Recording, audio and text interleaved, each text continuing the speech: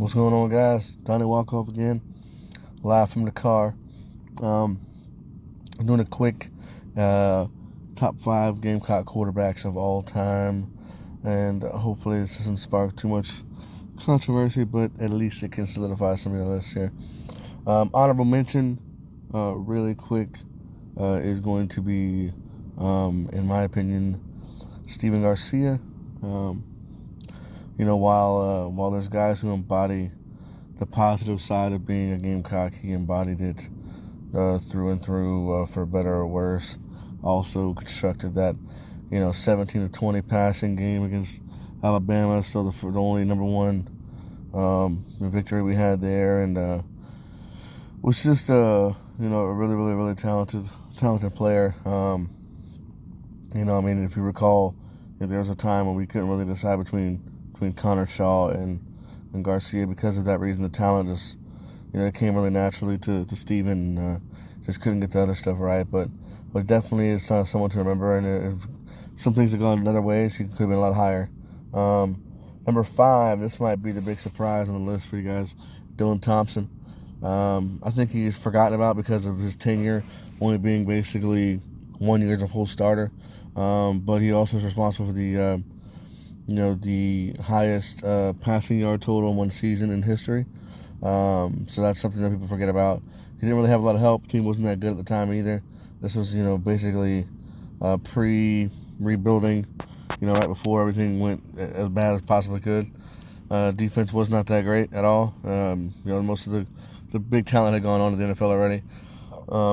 And if you also recall, he the previous year, before he was a starter, he came in the game-winning throw against Michigan, and that was responsible for a lot of that plays in that victory, which was a big win for us. And then also the Clemson victory, we beat him. I think it was 34-17. He's running all over the place. I want to say he even had 100 yards rushing.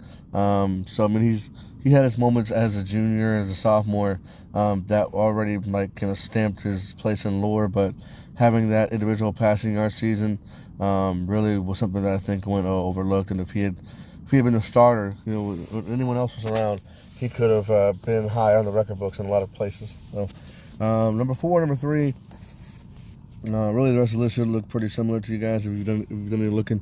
Number 4, Tommy Suggs, because undefeated against Clemson. Some of these records.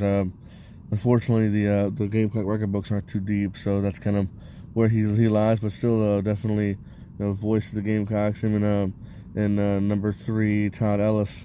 Those guys definitely did their best to stamp their place in Gamecock lore, and like I said, their record, the passing, they definitely elevated the program for sure. And like I said, with Thompson, a couple of things gone differently, they could have definitely done even more things for the program. So, and then number 2, obviously the flash and everything of Steve Tannehill.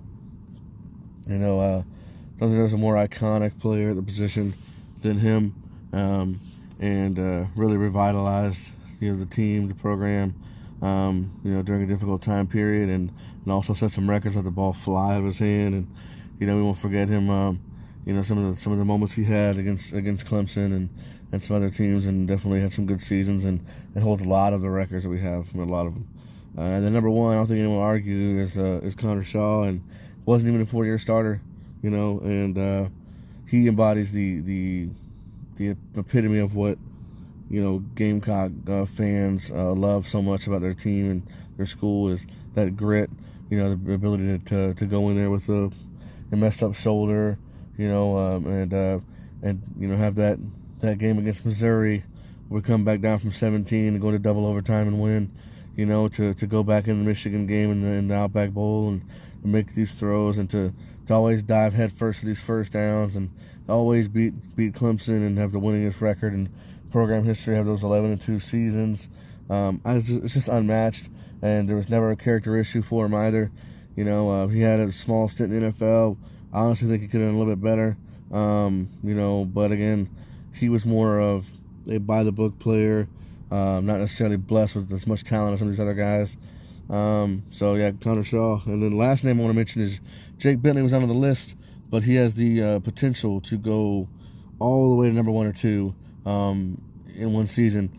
He statistically is up there with everybody right now. He could pass everybody, but to me, if he doesn't beat Clemson and doesn't do anything significant with the season, it's kind of a wash. And all these guys on the list beat Clemson or they beat Alabama, and he has a chance to do both this season. So if he can pass all these records, but if he can beat Alabama and Clemson, possibly even go to a conference championship or something of that nature, he will fly up everyone's list.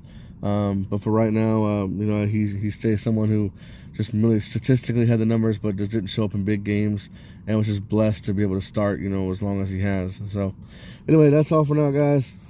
D-Dub, Donnie Walkoff. Check out my videos. Follow me, message me, comment, subscribe. Have a good one.